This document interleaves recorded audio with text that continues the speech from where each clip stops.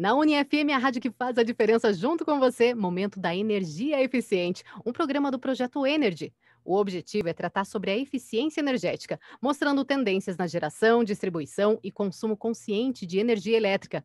Hoje você vai aprender um pouco sobre iluminação e a importância de um projeto adequado com o engenheiro eletricista Ricardo Kenji, da empresa Eletron Energia, que atua na consultoria em eficiência energética e que elaborou o projeto de modernização de iluminação da UFR. Olá, Kenji, seja muito bem-vindo. Obrigado pelo convite, tá?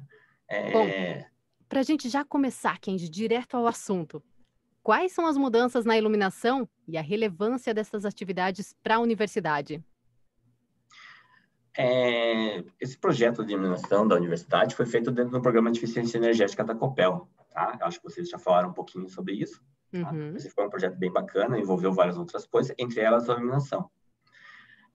Na iluminação, basicamente, a gente tirou lâmpadas convencionais, as tubulares, e colocou lâmpadas de LED, tá? Tem as lâmpadas tubulares convencionais e tem as lâmpadas de iluminação externa, que basicamente elas gastam menos. Além de gastar menos, tem a questão da manutenção. Tá? A lâmpada de LED ela dura muito mais tempo. Então, o que acontece? Você precisa trocar menos vezes. Tá? Então, você tem ganho de economia de energia, né? Ou seja, você economiza dinheiro. Né? Você tem ganho de troca com a manutenção, porque você precisa trocar menos. Tá? Você tem um pouco de ganho de qualidade. Tem várias vantagens aí. Uma delas, por exemplo, na iluminação externa, você percebe muito reprodução de cor. Se tiver com uma blusa roxa, um tom de azul, por exemplo, você vai perceber melhor essa cor. Tá? Não sei se você for na cidade, por exemplo, Curitiba está trocando as lâmpadas de LED, né? Então, não sei se você percebe as cores dos carros nas vias que não são de LED, tem algumas cores que você não percebe muito bem a cor da roupa, né? Fica aquele tom meio estranho, mas é suficiente para iluminação pública, né? Mas uma praça no campus da UFPR, principalmente ali na Gralhas, você vai notar essa diferença, né? Fica mais bonito. Tá? Então tem outros ganhos que não só a economia, né? Sim, e a UFR recebeu um investimento para melhoria nessa iluminação, né? Você pode dizer qual foi o investimento exatamente e qual é exatamente a economia também que está sendo obtida com essas mudanças? Nesse projeto, a gente fez um investimento de aproximadamente 2 milhões de reais, né? Sendo mais ou menos 1,5 milhão na parte de equipamentos, materiais, e meio milhão de mão de obra, tá? Que foi feito pela universidade. A Copel pagou os equipamentos, né? E a universidade entrou com a mão de obra. Perfeito. Isso é esperado que gere pelo menos meio milhão de reais em economia ao ano para a universidade. É um dinheiro que acaba sobrando para fazer outras coisas aí dentro do dia a dia da universidade. Né? Sim, outros investimentos necessários, né? E quem já a Sim. UFPR contratou uma empresa especializada para o descarte das lâmpadas antigas. Como é realizado esse descarte e qual a relevância do descarte adequado? Sobre o descarte, tem uma curiosidade aqui, tá? Às vezes o pessoal fala descarte, puxa, mas vocês vão jogar fora as lâmpadas velhas, não posso pegar e colocar em outro lugar. Ou às vezes é uma geladeira, um ar-condicionado, um programa de eficiência energética, tá? Mas tem que lembrar que o descarte é necessário porque, primeiro, se você... Imagina a sua casa, se eu vou trocar a geladeira, né? Aí a pessoa vai lá, põe na churrasqueira, né? E fica com outra geladeira. Então, vou com duas geladeiras na casa. Então, você vai aumentar o consumo. É um programa para reduzir o consumo. Então, não é para tirar uma coisa de um lugar e colocar no outro, ineficiente. Então, ela tem que ser descartada. E para ser descartada, né, dentro do programa de eficiência energética, ou mesmo fora do programa, ela tem que ser descartada corretamente. Tá? As lâmpadas, por exemplo, quando você vai no mercado, tem aquelas lixos de coleta seletiva, né? Plástico, vidro, metal, né? E tem a de lâmpada. Por que tem de lâmpada? Porque a lâmpada tem metais pesados, tem produtos químicos, né? Principalmente a lâmpada tubular, né? Então, ela não pode ser jogada no lixo. Além de ter vidro, né? Tem um certo perigo, tem esses metais aí que tem que ser descartados corretamente. Então, no projeto, a gente foi feito um edital de licitação para que uma empresa que cumprisse todos os requisitos ambientais fizesse esse descarte. Tá? Então, correu esse processo aí, né? Então é importante que o ouvinte UniFM não jogue essas lâmpadas no lixo comum e leve onde tem esse descarte adequado, certo? Sim, você não, seja em casa, seja nas empresas, não seja jogado no lixo adequado, tá? As lâmpadas LED, a maioria não tem esses metais pesados, elas podem ser jogadas no lixo comum, no lixo eletrônico comum, vamos dizer assim, tá? Uhum. Ela não tem esses metais pesados. É uma vantagem também da lâmpada de LED. E o que é que está envolvido em uma iluminação adequada nos ambientes de estudo e trabalho? Pode citar também os benefícios? Aí tem tem várias coisas que a gente tem que olhar, tá? Vamos dizer assim, existe uma norma ABNT, tá? Que define uma quantidade de luzes para cada ambiente, né? O pessoal no mundo tech diz a quantidade de lux, tá?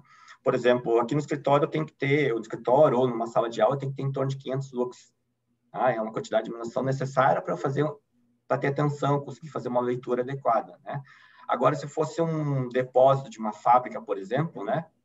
Digamos que de uma fábrica de barra de ferro de 6 metros lá, né? São coisas grandes, não precisa ter tanta luz, provavelmente 50 lux é suficiente. Tá? Vai ter uma tabelinha lá na norma BNT que vai dizer quanta luz é suficiente. Agora, se for um depósito que guarda sabonete, shampoo, coisas pequenas, né? Guarda ou alimentos, uma caixinha de gelatina de morango, tipo framboesa, né? As luzes são vermelhas, só tem que diferenciar aquilo lá. Então, tem que ter mais luz do que se for um depósito com luz de barra de ferro, por exemplo. Tem a situação também de... desculpa. tem outras situações, né? Tem a quantidade de luz. Vou te dar um exemplo também, que é um conceito muito difícil, não é tão fácil de entender, mas supõe que você está na sua casa, né? Do lado de fora, no jardim, está um sol de meio-dia. Está uma claridade imensa ali. E você entra dentro de casa, de repente, não parece que você perde um pouquinho dessa qualidade visual, dá um tempinho. Por quê? Tua pupila ali está fechada, ela tem que abrir para entrar a luz. Tá? Isso vai ocorrer num projeto, não é só... Eu estou dando o exemplo da casa porque é um exemplo mais do cotidiano, né? Mas, por exemplo, numa estrada, você está viajando e vai entrar num túnel, né? Tem o sol do meio-dia aqui e o túnel não tem luz lá dentro, né? Então, normalmente, na entrada do túnel tem muita luz. Tá? E, normalmente, antes de chegar no túnel, vai estar dizendo para reduzir a velocidade. Por quê? Para dar mais tempo para a tua pupila estar abrindo. Porque senão você vai entrar no túnel a toda velocidade e a tua pupila não vai abrir, você vai perder a qualidade visual logo na entrada. Vai perder a visibilidade, né? Sim, vai ficar muito perigoso, tá? Esse efeito ocorre também se estiver num corredor de uma fábrica, né? E tem aquelas luminárias, né? E tem um operador, uma empilhadeira passando, e aí debaixo dessa luminária tem 100 lux. E no meio delas tem 10 lux. Aí fica lá, claro escuro, né? Não é claro escuro, né? Mas tem uma variação muito grande. O que acontece com a pupila dessa pessoa?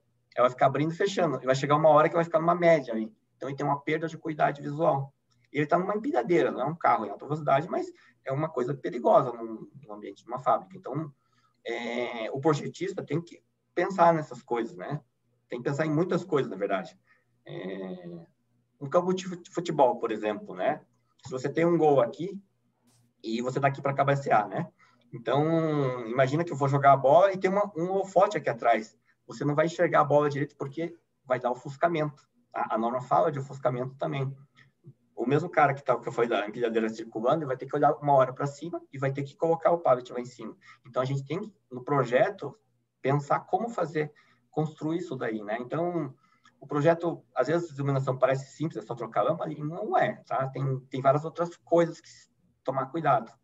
Tá? Vários detalhes importantes para estar iluminado de forma correta para aquilo que você vai precisar e que também não gaste tanta energia ao mesmo tempo, né? Energia eficiente. Tem que ser econômico, mas tem que ser bom, né? Exatamente. Na UniFM, a rádio que faz a diferença junto com você, Momento da Energia Eficiente, um programa do Projeto Energy. O objetivo é tratar sobre a eficiência energética, mostrando tendências na geração, distribuição e consumo consciente de energia elétrica. Hoje o tema é iluminação e a importância de um projeto adequado com o engenheiro eletricista Ricardo Kenji, da empresa Eletron Energia, que atua na consultoria em eficiência energética e que elaborou o projeto de modernização e iluminação da UFR. Kenji, que profissional uma empresa deve procurar para modernizar a iluminação de suas instalações?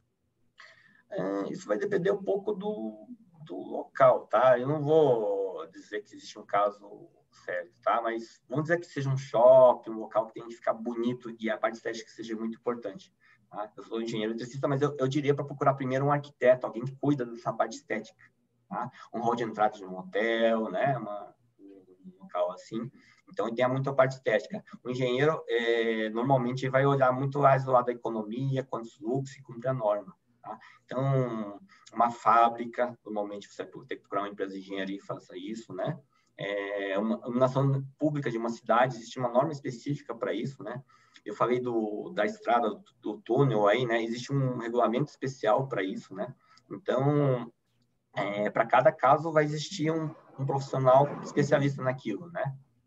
Se for uma fábrica, é um projeto mais genérico, tem que cumprir a norma BNT, e é mais fácil, né? Uma quadra de futebol, uma quadra de tênis, né? Para olhar, assim, tem que conhecer bem o negócio. Então, para cada caso vai ter um profissional, tá? Às vezes, você num projeto de um supermercado, você tem que estar olhando algumas outras particularidades do negócio, por exemplo, né? Você vai na parte de frutaria, as maçãs têm que estar bem vermelhinhas, né? Então, o tomate, né? Então, tem a questão da luz e tem que não só iluminar, você não só, o mercado não quer só que você enxergue aquele tomate, aquela fruta, ele quer que enxergue a cor daquele, Que né? Ele destaque quer o a produto, cor, né? né? Exatamente, tem a reprodução de cor daquilo lá. Então, existe uma luz, às vezes, especial para a parte de frutas, do açougue, né? Que às vezes não é tão necessário. Você vai estar lá na sessão comprando uma cadeira, por exemplo, um pacote de arroz. Tá? Uma luz mais genérica. Tá? Tem que estar observando, às vezes, temperatura de cor, né? Temperatura de cor, só para você entender, a luz mais amarela, branca e azulada, vamos dizer assim, que o pessoal começou a chamar, né?